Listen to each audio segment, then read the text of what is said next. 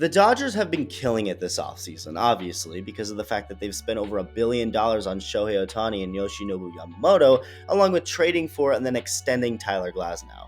It's a fun time for Dodger fans, but you have to remember a big part of why this is all so fun to begin with, at least for them, is because of the last decade that's led up to this offseason and the upcoming 2024 season. Dating back to 2013, the Dodgers have won the NL West division every single year other than one, a year where the Giants took it by one game but ended up losing to the Dodgers in the playoffs anyway. So the Dodgers basically have 10 straight division titles. Their run has been pretty absurd and just amazing. Whether you love or hate them, you have to acknowledge the sustained winning. From 2013 through 2016, they were a really good team, but from 2017 and on, they've been a juggernaut every year and have only added superstars every season to add to their roster full of homegrown talent and players who were given up on by other organizations. So despite all the choking in the postseason, the Dodgers were already so freaking great without the new additions. Now add those new additions, and it's just insane, and I'm excited to see how this year plays out. A lot of people are. But even with all this excitement, one thing continued to be on my mind regarding the Dodgers, which is the fact that they still needed one more piece. Was it because of the talent? Not necessarily, but just because it wouldn't feel right without him, and that's Clayton Kershaw. Clayton Kershaw is someone who has played maybe the biggest part in the Dodgers' success since 2013.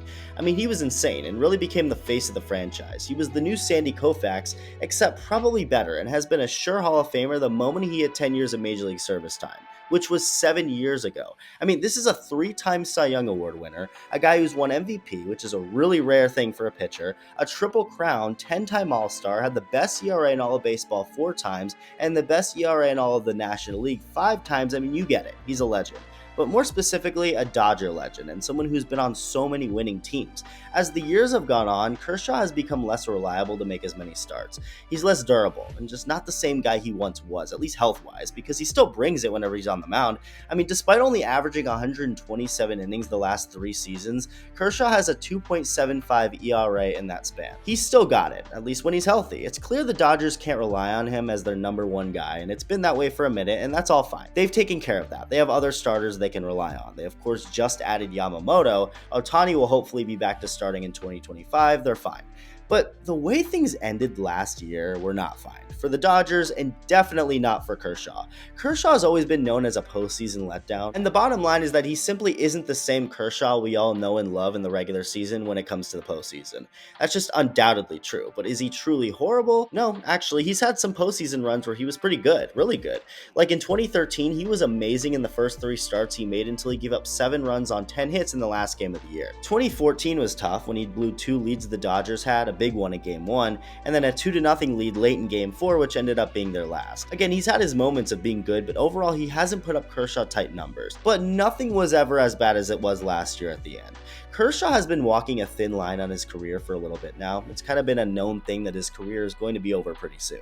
When, we don't know exactly. At least before we didn't really, but it seemed like any year could be his last, even 2023. He had signed a 1-year deal for 2022 and then another 1-year deal for 2023. So he was all just taking it year by year and any moment could be his last. So when Kershaw gave up 6 runs while recording just 1 out in the Game 1 of a playoff series the Dodgers would get swept in, that made me upset. Like, this can't be the end, can it? There's no way that Clayton Kershaw, one of maybe the greatest pitcher of all time, a Dodgers legend, would go out like that, and I'm very happy to hear that he won't be. After the season, Kershaw got shoulder surgery and said that he was hopeful he can play next season and come back sometime in the summer, so he wanted to come back for at least 1 more year, that was for sure. Now the question was if the Dodgers were open to doing this dance again.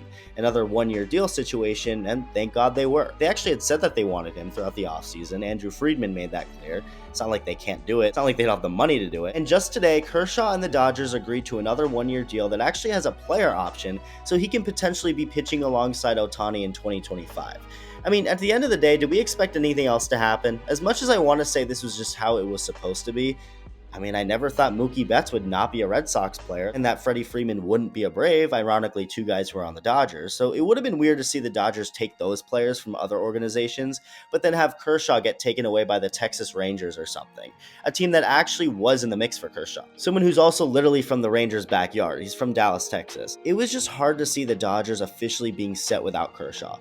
It just wouldn't have felt right to see Kershaw just straight up retire after the way things ended last year, or sign with Texas for 1 or 2 years and end his his career there instead of playing his entire career with the Dodgers, which I find will be really cool if it does indeed happen. The Rangers are cool, don't get me wrong, but Kershaw is a Dodger. He needs to stay a Dodger, and if the Dodgers do go on to win the World Series at least one time in the next couple of years, he's got to be there. So I'm glad nothing's changing in that regard. Let me know what you think. Thank you for watching. Subscribe if you enjoyed this video, and I'll see you soon.